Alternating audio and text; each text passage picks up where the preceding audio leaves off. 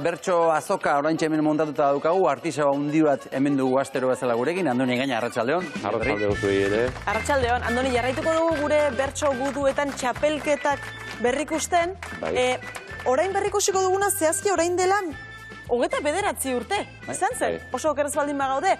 Guk gogoan dugu, baina zuk bereziki zure lehendabiziko txapelketa, txapela izan zelako. Bai, txapela lehenengoa, bai, 1983. 1983. Eta nire lehenbiziko txapelketa ere, bai.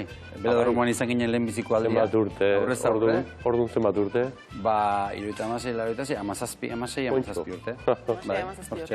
Hortxe, ze kolore jarriko diogu, 83ari? Laranja, hautatu dut. Iruditzen zaidalako garai hartan bertsolaritza bazegoela oso fokopean. Begira, orduan guk ere fokok aldatu ditugu eta giro laranja emango diogu gure platoari. Eta horrela, sartuko gara, 1983ko txapelketan. Bai, fokoak beraz, atentzioa ematen zuten garai hartan, edo zergatik egiten duzu lotura hori? Ba, bueno, bertsolaritzaren aparraldi handi bat izan zelako, boom bat. Jo dezagun gutxi gora bera, 80-etik 85-era edo. Bai, 81ko Gipuzkoakoa izugarria izan zen, da 83ko Euskal Herrikoa ere bai.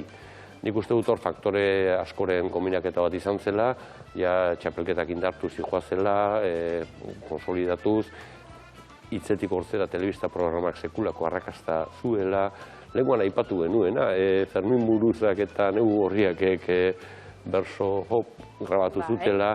Holako mila faktorek karri zuten alako aparraldi bat bersolaritzarena, zale berri asko, eta 83ko txapelketa nagusian hori ikusi zen. Kolore pelatako xoa da laranja, zuk ere horrelako gogoratzen duzu, txapelketa ora? Bueno, bai, pozez gogoratzen du, nire 3. finala zen eta nire lehenengo txapela. Baina, bueno, bai, goxo, bai, arare, beti esan izan dut eta dauka sensazioa, poz, neurtezin hori, lehenengo txapelakin baino poz handiagoa hartu nuela, lehenengo aldiz finalean sartu nintzenean. Ara begira? 86an sartu nintzenean lehenengo aldiz finalera, salto handiago iruditzen zitzaidan, gero txapela izan zena baino. Lehenengo aldiz finalera eta nire burua bersolari ikusi nuen, 24 urtekin, eta ban naiz, ezta? Eta banaiz hori garrantzitsuago izan zen eretzat, txapeldun naiz baino. 83ko txapelketa hura, txapelketa gaztea izan zela esan daiteke, Andoni? Bai, nahiko gaztea hu ere, bai. Aurreko belaunaldia, 80ko hamarraldian aritu zena, Azpillaga, Lopategi, Amuriza, Lazkano, horiek utzi zuten, eta horietako inorretzen 83an, eta, bai, 35 urtetik berako bersolari mordoxka bat, seguraski hortik gorakoa, Jonen Beita bakarrik izango zen. Bai, 53 urterekin. Eta orduan esan zion agur, ez da? Txapelketai orduan esan zion agur. Bai, baina ez 53kin, baizi 53kin igu. 53? Bai, bai. 53rekin zaharrena. Bai, 53kin zaharrena zen, bai, Jonen Beita txapelketa hortan. Berak orduan agurtu zen, ez da? Orduan agurtu zen, bai, bai. Eta zer suposatu zen zuen Beitaren agurrak? Bueno, Bizkaian belaunaldi bat utzi egin zion, txapelketari batez ere, ez hainbeste bersoi, baina bai, plazari ere neurri batean bai, eta berrilea iritsi zen, eta Bizkaian hortan oso garrantzitsua izan zen, Unai Iturriagaren iritsiera, Ariz Lopategiren semearena, eta Igor Erortza eta hauena. Olatu berri hori. Ikusiko dugu Jon Beitak nola agurtu zuen, nola agurtu zituen txapelketak? Jonen Beita. Horra, utxune galanta, arrautzak soinean bai, ta txapela falta. Meriendatu behar buru soilarekin, zorionak Andoni jarraietaekin.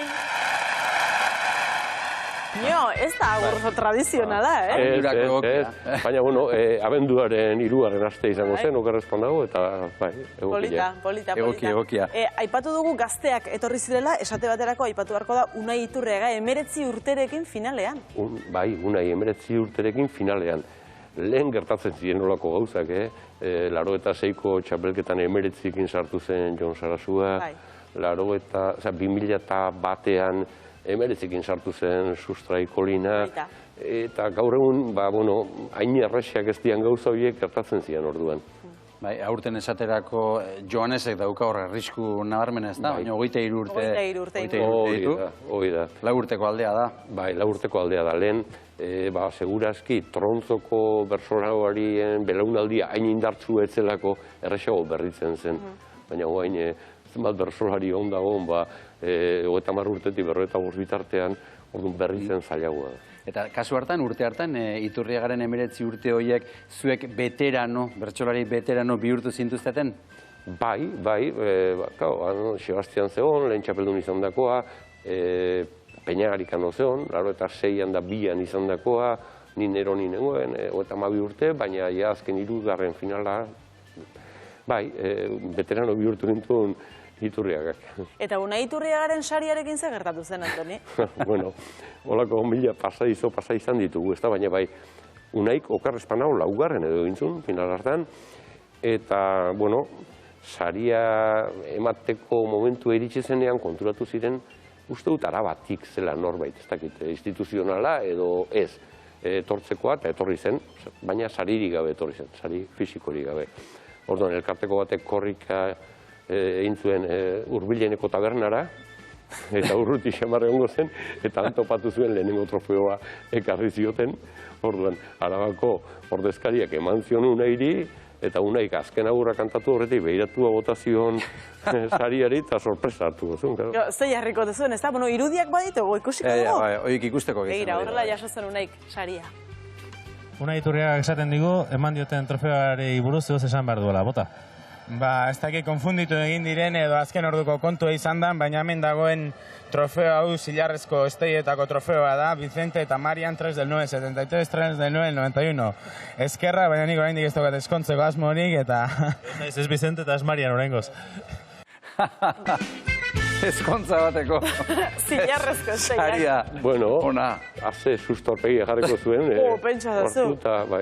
Pentsa da zu, anekdota polita da, gerorako. Bada, bai. Oraindik horra aldauka? Horro izango te du? Unai dan bezalako Itzuliko izan da... zuen, berro da itzuliko zuen. Itzuli igual zuten. Bai, eta berria inarazi. Auskalo.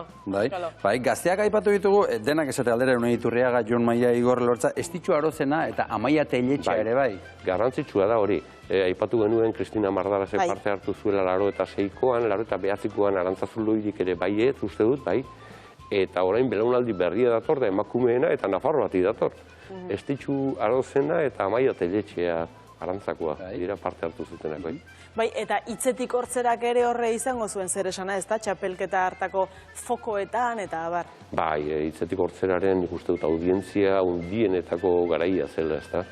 Eta bai, jende askori bertsolaritza begin aurrean jarri zion, eta, gero urteen poderioz ikusiko zen, akaso aparraldi bat bazela, dena ez zela likido, ez da.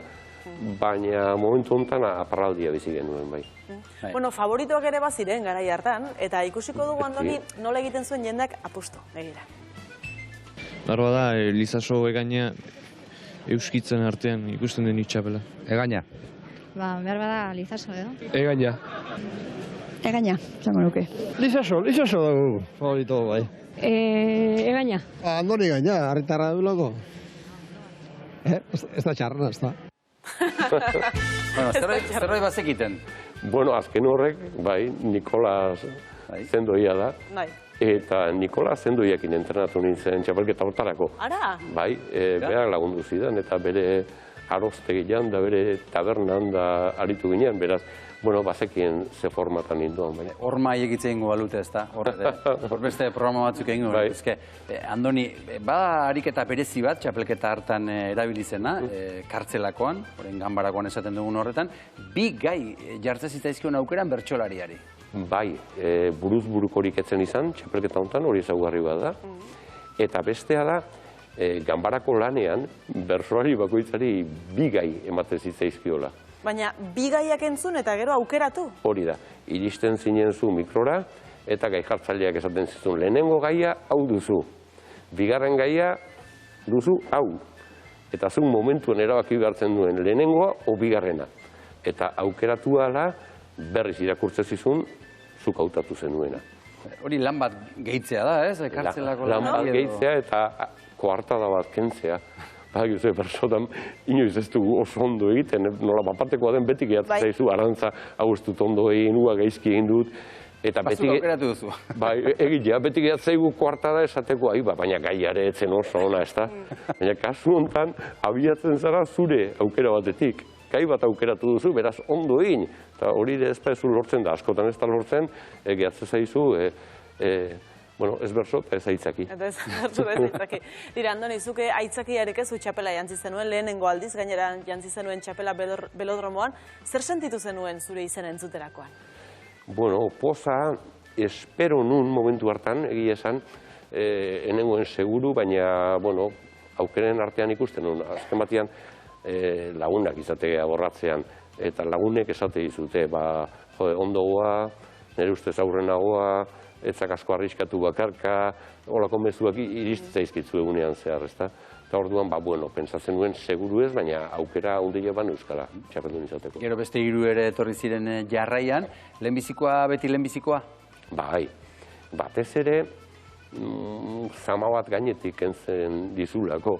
Beti haukazu txapelketak urbiltzen direnean, eta txapela noizko, eta laro eta behatzikoan ere, laro eta seikoan ez, baina behatzikoan ere banintzen favoritoen artekoa.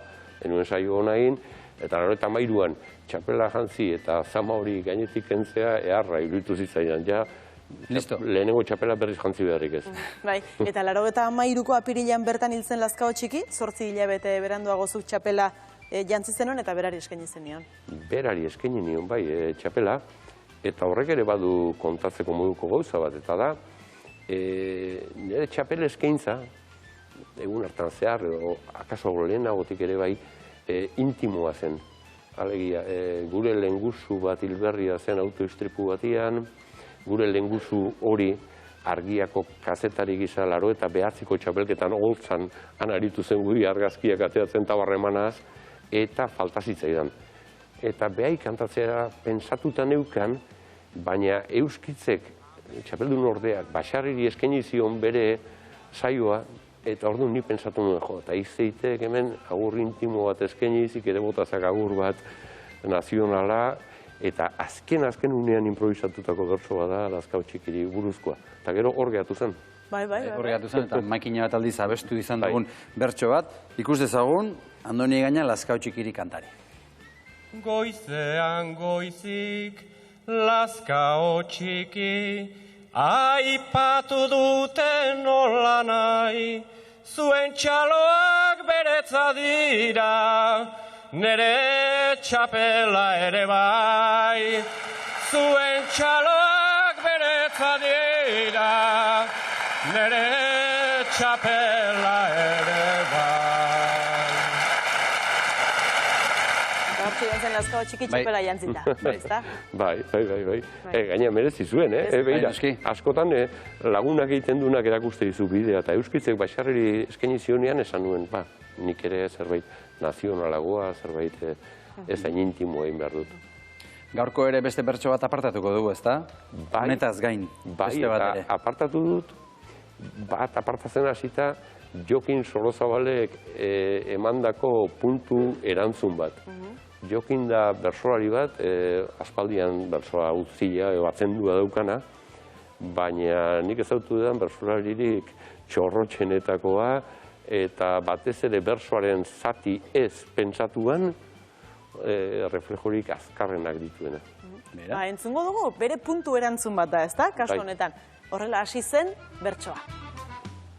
Gerrikoa ez dutu entzuten da sarri,